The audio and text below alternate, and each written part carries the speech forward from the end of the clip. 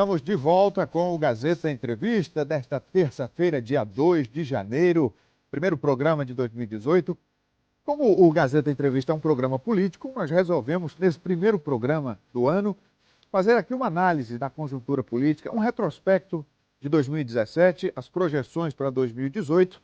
E eu convidei aqui alguns colegas analistas para a gente fazer essa conversa. Aqui conosco o Itaã Arruda, jornalista, editor do site agazeta.net, nosso colega da casa aqui.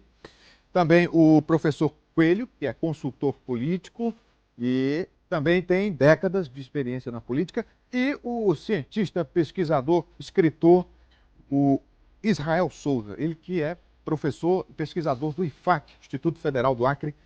Boa tarde, gente, sejam bem-vindos.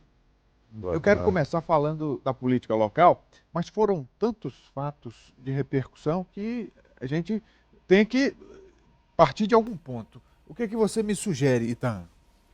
Eu acho que um ponto... Primeiro, eu queria agradecer o teu convite. Prazer estar aqui ao lado do Coelho, do professor Israel. Bom, eu acho que um ponto de partida interessante, Rogério, é a economia. Sim. É o setor produtivo. Porque pelos candidatos que estão postos, eu gostaria de saber qual é a diferença fundamental entre um e outro, professor, porque eu, sinceramente, não consigo abarcar.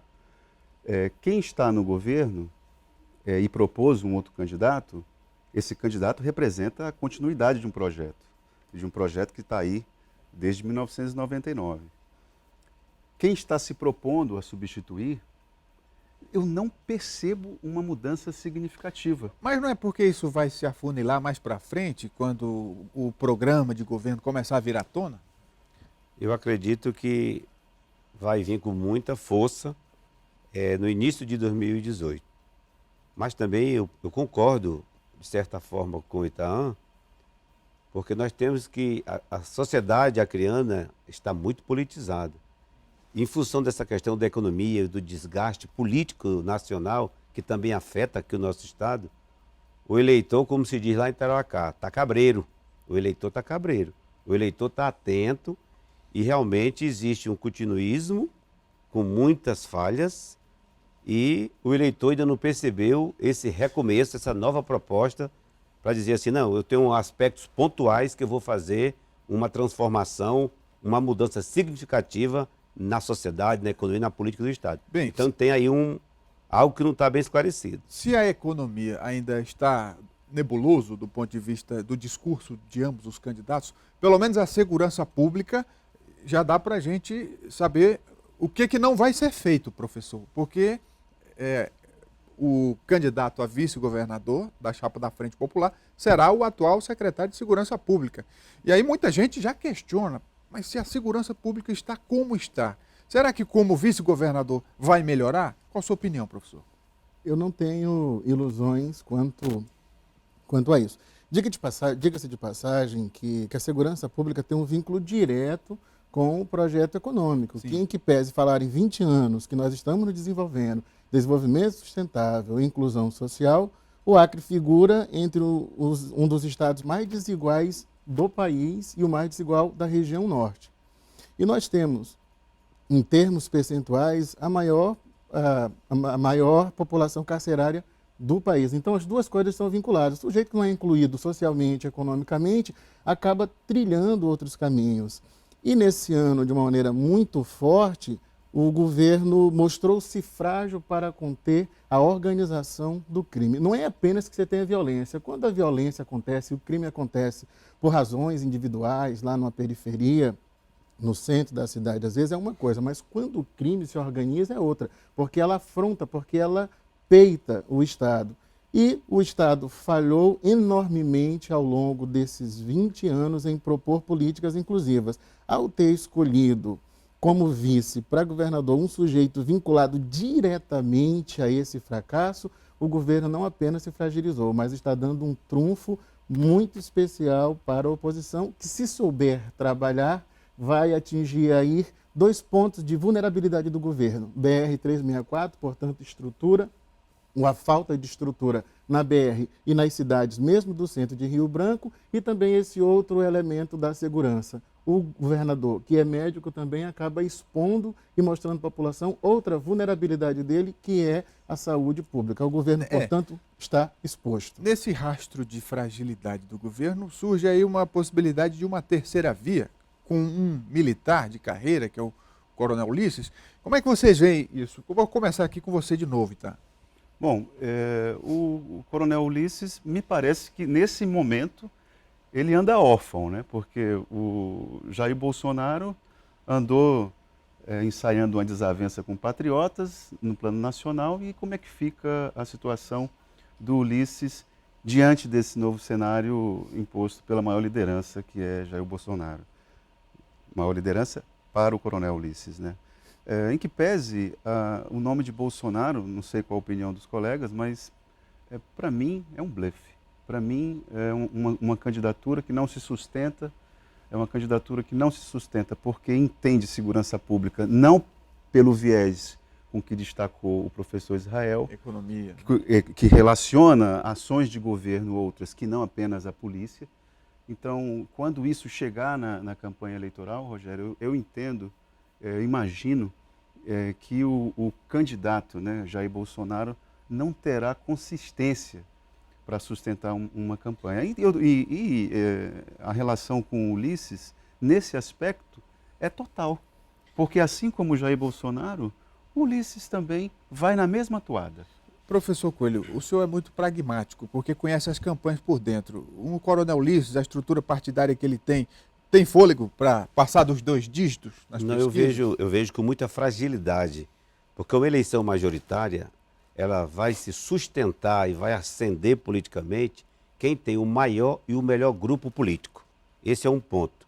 O Coronel Ulisses, até pouco tempo, estava como subcomandante da polícia, e eu escuto muita gente dizer assim, também ele vai ser responsabilizado por esse sistema da situação da segurança, porque ele era responsável como subcomandante. Então eu vejo que dentro desse aspecto político vai estar polarizado entre o candidato Gladys Cameli da oposição e o Marcos Alexandre da Frente Popular. Eu quero voltar, já com o professor, o Israel, para analisar o que o governo vai vender para a sociedade, né?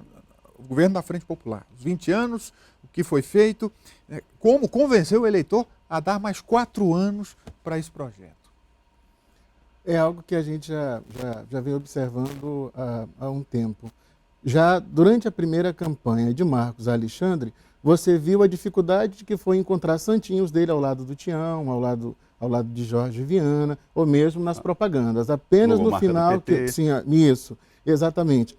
Então ele é apresentado como alguém do PT, mas como alguém diferente, alguém que teria uma luz própria.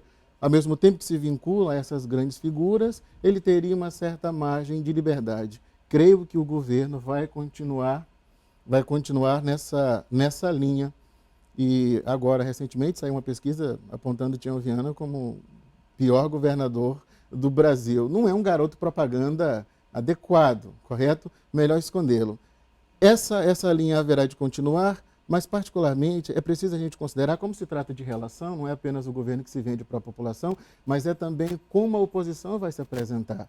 Afinal de contas, se tem um elemento que foi responsável pelo governo ter se estendido ao longo de 20 anos, é o fato de eles manusearem muito bem a máquina estatal, de fazerem campanhas eleitorais robustas e de a oposição sempre se estranhar entre si e não apresentar até agora um projeto capaz de fazer a população apostar nele. Professor, eu acho que o principal gargalo é esse. O governo vem desgastado. E a gente aponta para ele muita falta de virtude, mas os vícios da oposição são muito patentes. Então, que programa eles vão trazer? Qual a capacidade que eles vão ter de chegar nos bairros, nas comunidades? Claro, é preciso também chegar aos movimentos sociais, aos sindicatos. Informações de bastidores indicam que a própria Frente Popular quer dar uma espécie de rondonizada no programa de governo. Agronegócio, setor produtivo, discurso que o candidato da oposição já saiu na frente com ele. Uma herança até do Bocalon, que sempre bateu nessa tecla. Como é que você vê isso? Mas, Rogério, é justamente isso que eu não consigo ver consistência na oposição. Porque, ora, você pode acusar o governador Tião Viana de quase tudo. Mas de dizer que ele é uma pessoa que não se interessa pelo setor produtivo, que não estimula, não me parece justo. Talvez o que a gente possa discordar é da forma. Né? A Peixes da Amazônia foi um projeto, um empreendimento executado a fórceps. Da mesma forma, Dom Porquito. A coisa é feita de cima para baixo. Não é um empreendimento, digamos assim, resultado de um movimento. É resultado de uma vontade política de uma liderança. Mas os resultados para a população, geração de emprego, geração de renda, isso é que o povo cobra. Eu vou te colocar um dado que, se não responde, pelo menos abre um varadouro. Se não me falha a memória, a Frente Popular, quando assumiu o governo do Acre, o PIB do Estado girava em torno de 2 bilhões, algo próximo disso, 2, 3 bilhões. O último número do IBGE, de 2014 2015, o nosso PIB já está em 14,5 bilhões.